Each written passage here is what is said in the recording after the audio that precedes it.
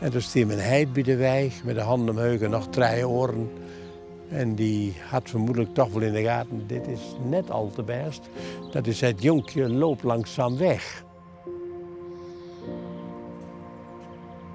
En toen werd het huis dus leeggehaald. Alles, maar dan ook alles. Er binnen 34 stiekem begroeven en na de oorlog binnen de 9 vonden. En een lietskofje daarna kwamen ze erachter, er moeten nog 15 wezen.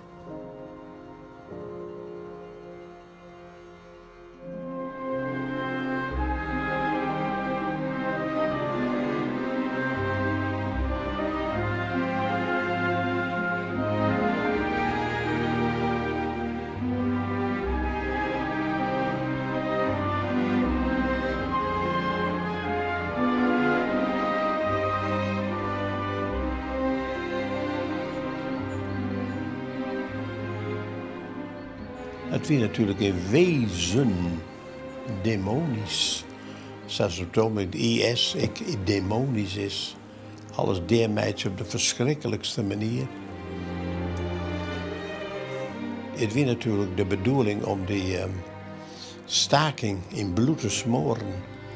En als je dat radicaal doet, dan wel mij het zat van. Maar dan werd het nog even slimmer van. En het betekent een beetje dat de Duitsers net met zich spotten lieten. En zeker net door een domme staking. Volk en schrik en jij, angst.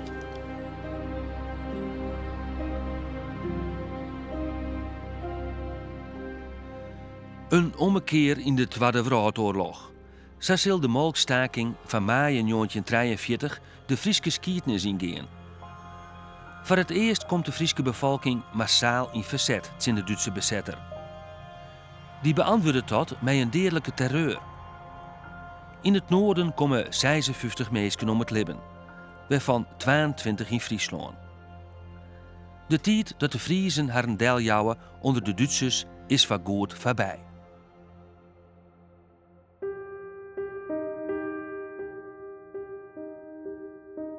In de eerste oorlogsjaren is dat heel oors. Nadat Hitlers legers Nederland bezetten, komt het gewone leven al redelijk gauw weer op gang.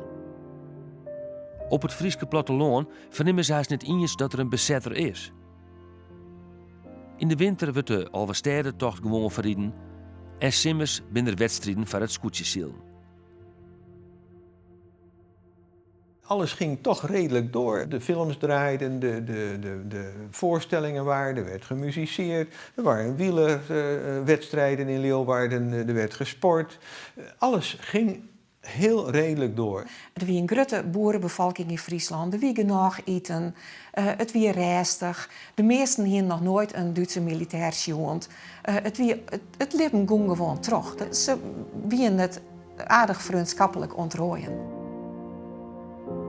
Die melkstaking bijvoorbeeld heeft voor het eerst gezorgd dat er massaal aanwezigheid gepatrouilleerd werd. Dat gebeurde niet. In de steden werd de avondklok gehandhaafd. Maar er zijn zoveel dorpjes in Friesland waar tot aan die staking geen Duitser was geweest. Wat had hij te zoeken in een dorpje met 100 inwoners waar alles zijn gangetje ging en iedereen netjes op zijn plaats bleef en zijn dagelijkse dingen deed. Er was niks te redden daar. Dus die kwamen daar niet. Maar het is allegear skien. Want achter de schermen werken de Duitsers aan de verwijdering van de Joden. Aber das gilt für das niederländische Volk. Und die Juden werden von uns nicht als ein Bestandteil des niederländischen Volkes anerkannt. Bij het begin van de oorlog telt Friesland goed 840 Joden.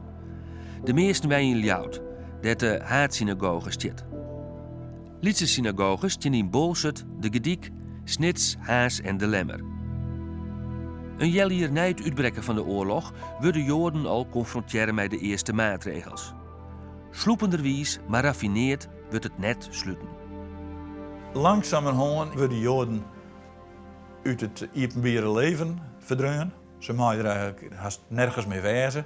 En dan daarna volgt er een proces wat je Deze kinderen ze waren uit hun beroepen verdrongen. Joodse leraren mochten net meer aan gewone school lesje aan. Joodse bedrijven die kregen een bewindvoerder van de bezetter opdrongen. Joodse vermogens die waren onder beheersveld van de bank Lipman en Rosenthal. En de kostbaarheden moesten daar inleveren worden en geregistreerd worden. Ja, dan komt op een gegeven moment in 1942 komt ik de Jodenstier. In bankjes op parken komen boetjes van voor Joden verboden. Nou, je hebt nog zo'n voorbeeld. Op 24 juni 1942 moesten de Joden van Ljout hun fietsen inleveren. Nou, dat hebben ze keurig dingen. Daar binnen 191 Joden die het fietsen inleveren hebben. Maar er zijn sommigen die meer dan ingen.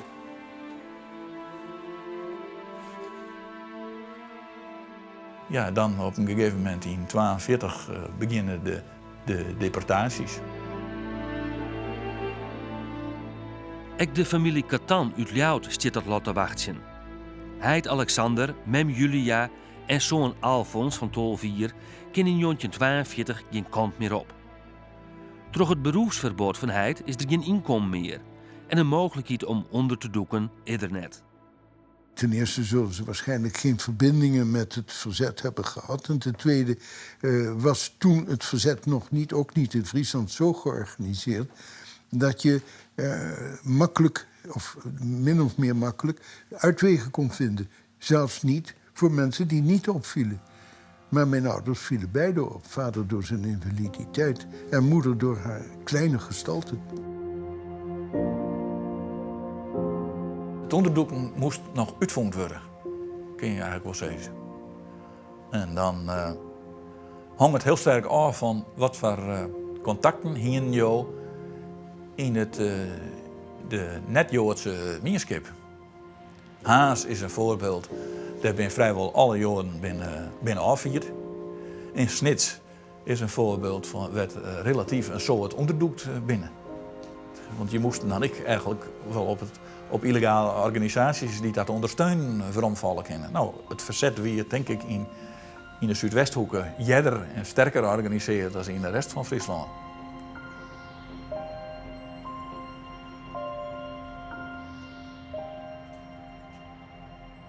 We zaten aan tafel 's avonds te eten. En ineens stond de overvalwagen van politie hier. En zei mijn vader tegen mijn moeder, daar zijn ze. Geen dus betekent dat ze op iets hadden gerekend. En toen is vader zo meegenomen zonder extra kleren, zonder zijn stokken zelfs. Want hij kon alleen maar lopen met stokken. En zonder zijn invalidewagen. Ja, dat kan ik me ervan herinneren.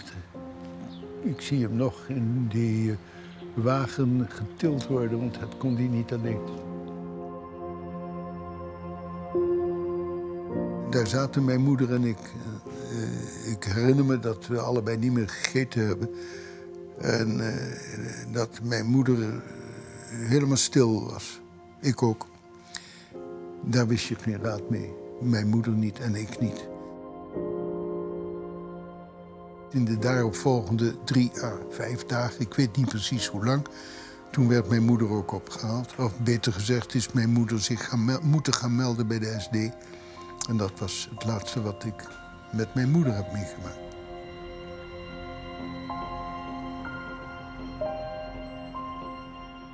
Mem Catan wordt via Ravensbrück naar Auschwitz deporteren, dat ze om het leven gebracht wordt. Heid Catan komt in een concentratiekamp in Oostenrijk te lonen. Dat vanwege zijn invaliditeit medische experimenten op hem uitgevoerd worden. Men heeft dus heel veel met medische experimenten op vader toegepast. Tot het op een gegeven moment kennelijk genoeg was. En na 3 maanden folteringen is hij door een Duitse arts noemde die man zich, met een injectie in zijn hart omgebracht. Men wou bewijzen aan de hand van onder andere mijn vader de degeneratie van het Joodse ras. Als zijn ouders voortviert binnen, krijgt Alfons Catan onderdak bij een ouder Joods echtpaar. Zijn ouderlijk huis komt er net meer in. Het is afgesloten. Op die leeftijd hadden jongetjes van 12 jaar geen sleutel. Dus ik had geen mogelijkheid om nog naar binnen te gaan. Het is daarna verzegeld. En na weken heb ik hier de vrachtwagen Pulsen, heette dat in de oorlog, zien staan op een avond, een uur of 7, 8. En toen werd het huis dus leeggehaald. Alles, maar dan ook alles.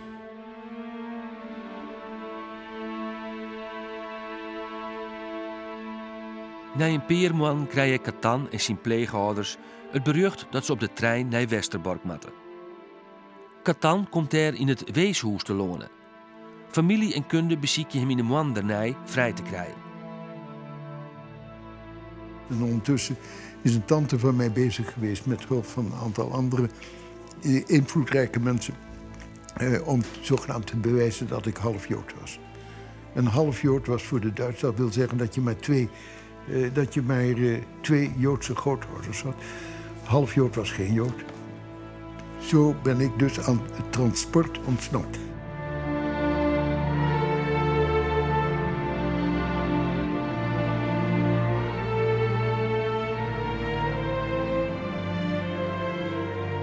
Door de Duitsers vermoorden van mijn ouders en door de gevoelens die ik in de oorlog heb gehad van minachting of vernedering, was ik ervan overtuigd, heb ik later ontdekt, dat ik er eigenlijk maar niet had moeten zijn.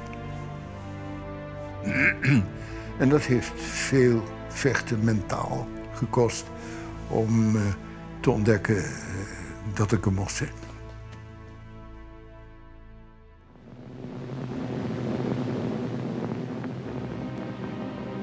In 1943 liep het de oorlog te kantelen. Wat de allieerden de bombardementen op steden en industriegebieden in Duitsland opvieren. En Hitlers troepen aan het eerste front in Rusland grote verliezen incasseren moeten. De Duitsers rijden in paniek en willen in Nederland de 300.000 militairen die bij de capitulatie naar huis mochten, weer krijgsgevangen nemen. Het is de opmaat naar een massaal protest onder de Nederlandse bevolking. De meistaking breekt uit. In Friesland melkstaking vanwege de grote deelname van boeren hier. Want het trof het hele land. Overal was natuurlijk wel een militair, een broer, een oom, een vader, noem maar op, die oud-militair was.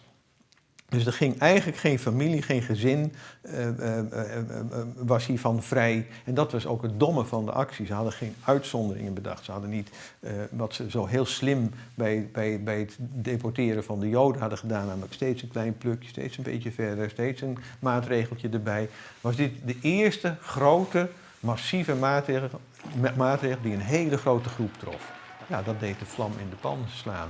In de eerste instantie wie het dus staken, het deel is er van werk. Maar in tweede instantie wie het brandstichting, treinen inhouden, saboteren en malkenleegje.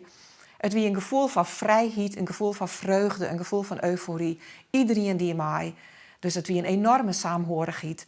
Meesten zeggen geen gevaar. En het werd opgeroepen, ze stookten elkaar op, donder je de boel erbij del, matten staken en zo fietsten de boerenknechten van dorp tot dorp.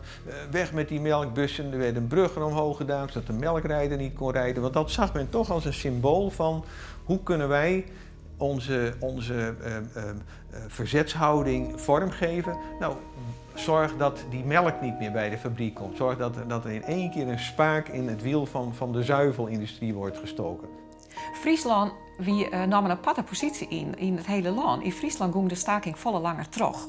Op een gegeven moment had de hoogste politieke baas van Den Haag een brief schreeuwd aan alle hege functionarissen in Berlijn dat het in Friesland niet ging. In der Provinz Friesland herrscht weiter große Unruhe. Die Milchtransporte werden von organisierten Banden halbwüchsiger Bursten übervallen. Dus dat ze moedwillig georganiseerd de melktransporten overvallen hebben. En die bekämpfing door die strijdende politie, dus dat de politie ingrijpen moet, dat is buitengewoon moeilijk. Ze zitten met de handen niet hier in Friesland, ook in Berlijn. De onvier van molken bij de zuivelfabrieken in Friesland neemt in een paar dagen met haast 90% af. De Duitsers krijgen de opdracht de staking bij Hudde-Hohendel te slaan. Vanuit de Duitse kant was gezegd, het gaat er niet om de juiste mensen neer te schieten. Je ziet dat iemand iets fout doet, dus die is fout, die moet ik neerschieten. Het gaat erom dat je op het juiste moment doden maakt. En puur om indruk te maken, om repressie duidelijk te maken, om te intimideren. Nou, en dat gebeurde. Overal waar een groepje van meer dan 5 mensen bij elkaar stond, dan was het consigne en was volkomen gerechtvaardigd vanuit het Duitse bezettingsbestuur.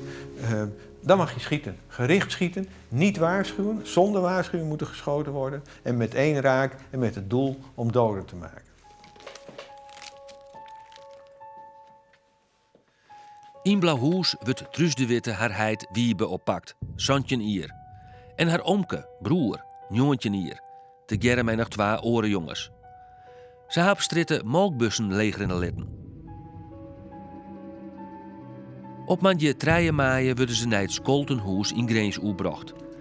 Dat ze van het Duitse stoonrucht verschijnen moeten. Daar binnen ze om de beurt in de verhoorkamer west en daar kregen ze alle 4 de deerstraf. Maar toen is er een telefoontje gepleegd naar Den Haag, want die deerstraffen moesten bekrachtigen worden door de hoogste politiebaas. En die had gezegd, pak de oudste er maar uit. En dat wie broer, die wie jochentje. Dus broer waar mij noemt, en het laatste wat ze gewoond hebben, dat is dat broer die lange treppen naar beneden ran. Broer draaide zich nog even om, maar mijn hij draaide zich echt nog even om. En ze dienen allebei de sa, als teken van we sjuggen elkaar aast in de hemel. Broer is futvoerd en achteraf weet ik dat hij deerzitten is op de jetbaan bij de Rabenhauptkazerne. Dus hij is met die beide orenjongens in een politiecel beland en daar hebben ze een paar dagen en nachten zitten. En na een paar dagen is dus hij zomaar vrijlitten.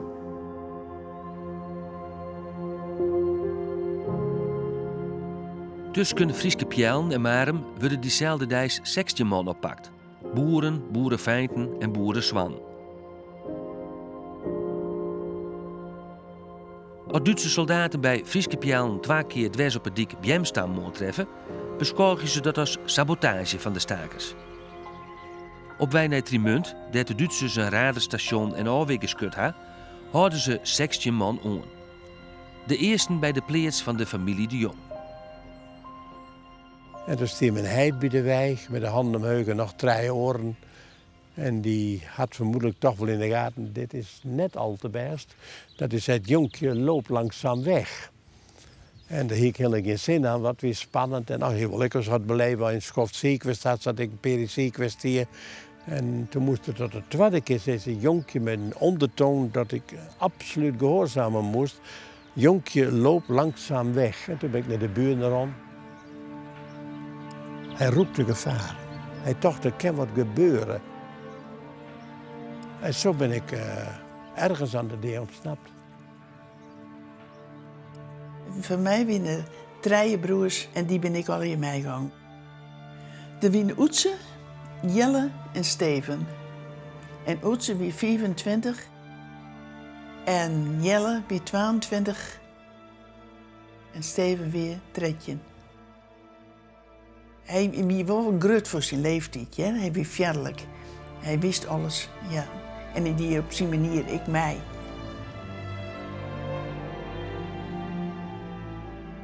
Je bent halve ben je mij rond. Dan letten we er nog 4 bij kwam. Want toen de familie Hartold. Dat wie een heid, een 3 zwan en een aanstaande schoonzoon. toen zijn we daar ginsen en wij alle jaren naar Boetenta en voor op het hiem, want wij zijn een beetje achteruit en daar ronden ze heen. Dat kon je duidelijk zien. Ze hebben ze 16 maal voortstapt richting Trimunt.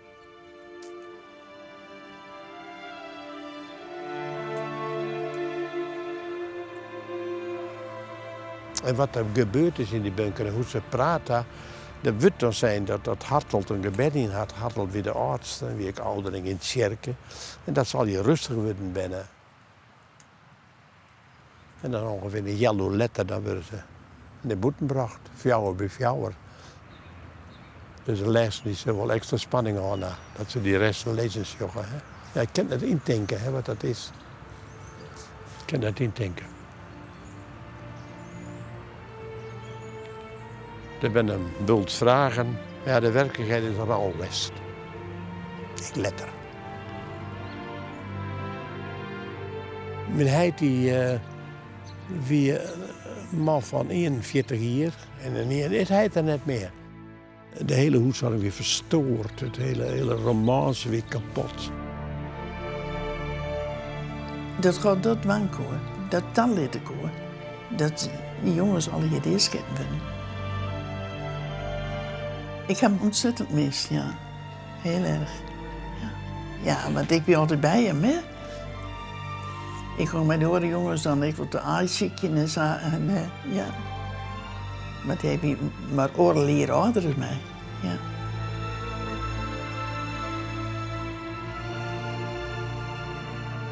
Op de dij van de executie werden de 16 Malje jongens op Appelbergen, krekt onder Greens, op een geheim plak begroeven. Tegeer mij broer De Witte en nog 2 orenslachtoffers van de molkstaking. Er binnen 34 stiekem begroeven en na de oorlog in december 1945 binnen de 9 vond.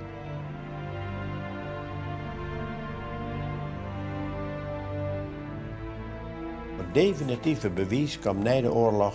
Toen ben ze opgeroepen en ze vinden al hier onherkenbaar. Toen hadden ze met handschoenen, weet ik het wel eer, hadden ze al die stikjes kleen al knipt. En daar ben ze naar de meeskantaak gegaan. En ik weet het bij mijn moeder er weer bij. En dan, een stuk van kielen met oren dingen weer op de tafel smitten. Is dat van uw man? En ze moeken nee. En dat tweede wie ik nee. En de derde en eerste, ja maar dat is het. Die herkende duidelijk de kiel en de broek en horloge weer erbij. Ik heb heel lang tocht. Ze zitten misschien wel krijgsgevangen in Rusland. Hoe ik erbij kan, weet ik net. Maar je weet het net wat ze binnen alle mogelijke slimme dingen zit je te bedenken. Het is chaotisch in je denken en nooit mooi. Het kan nooit mooi wezen. En als je weet wat het is, dan heb je. En hou vast en dan weet je het. Ze werden in 1945 herbegroeven op het kerkhof van Marem. Wat net in je weet, is dat broer De Witte een van de jochentjen is. Jarenlang wordt er als vermist beschouwen. De onduidelijkheid over zijn lot slaagt Jippe woen bij de familie De Witte. Benamen bij Wiebe, die zelfs de doens ontsprong. Hij wordt na de oorlog nooit meer de oude. Ik was zoontje en toen werd hij ziek. En toen kreeg hij nachtmerries. En die gingen over de oorlog. En dan denk je wel van, hé, die oorlog zit wel vallen dieper. En toen wie ik alleen nog thuis. En toen jaarde ik hem boppen wat murmeljen. En ik denk, ik moet maar eens even naar hem een beetje murmeljen. En dus ik ging zijn slaapkamer in, hij was ziek. En hij skeert doorheen en hij raasde het uit met grote zwarte ogen. Dus ik schrok enorm. Ik heb dadelijk de dokter bellen. En nou, net lang daarna eerder ik stond. En toen werd er een begrafeniskist. En daar stond de oorlogscentraal. En ik dacht, hé, daar wordt toch net hoe praten. En ik jaarde de meesten, ik fluisterde, de ouderen fluisteren van de oorlog het hem inhellen. Dit had hij zijn hele leven meedroegen en hij is maar 49 geworden toen hij stoor. Na de bevrijding kwamen er duizenden mensen waarom uit Duitsland. En tot 1956 kwamen er nog mensen waarom. Dus als er net een voldongen feit van de deur is, dan blijf je altijd hopen op weeromkomst van de vermisten. We hebben heel lang die hoop hand. Paak en Beppe hebben heel lang die hoop hand. De deur mocht net op slot. Want als er waarom komen zoen, dan moest de deur hiepen wezen.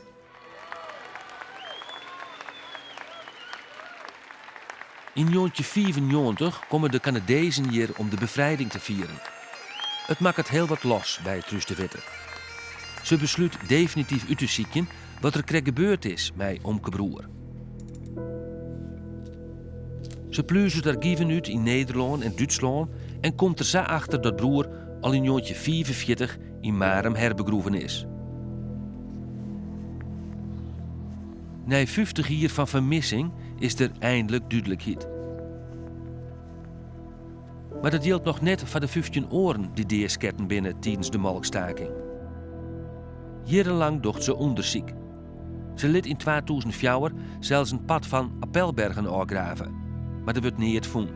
De sompige groen maakt het verder ziekten onmogelijk. Toch is ze ervan overtuigd dat ik de 15 oren slachtoffers hier lezen moeten. De documenten bewijzen dat de oren 15 hier ik lezen. Het is een gereconstrueerde zekerheid. We hebben dus net de bonken gevonden, maar alles wijst hierheen. En net één signaal wijst een andere kant op. Het had in de hele omgeving heel lang een geweldige impact op. Ja, hier. Omdat al die mensen een goede buren deden, of ze in wel relatie met een van die 16.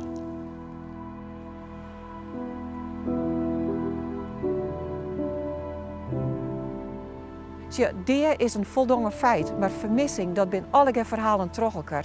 Heeft net een gemarkeerd graf, een plak, wat de namen staat, en dat is er nou wel.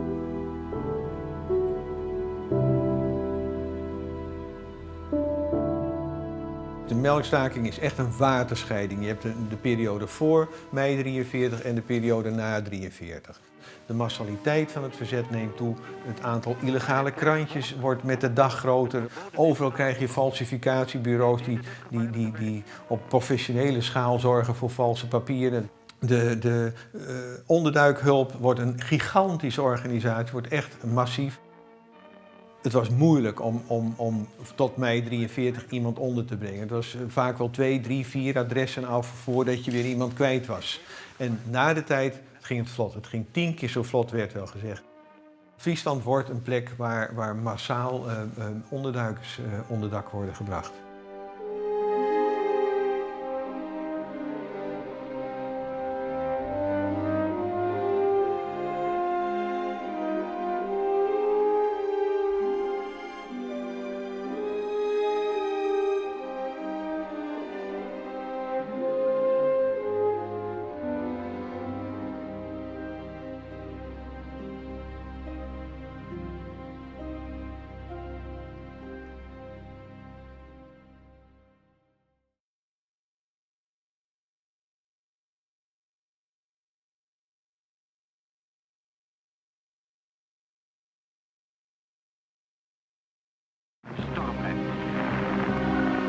Maar dit werd niet bereikt zonder verlies. We were there to drop the bombs. We dropped our bombs over our target, you know. And as soon as we dropped them, we got hit. There was a hole in the wing. There was a hole in the fuselage. We had no communications. I just felt that that was my life. That my life was all over.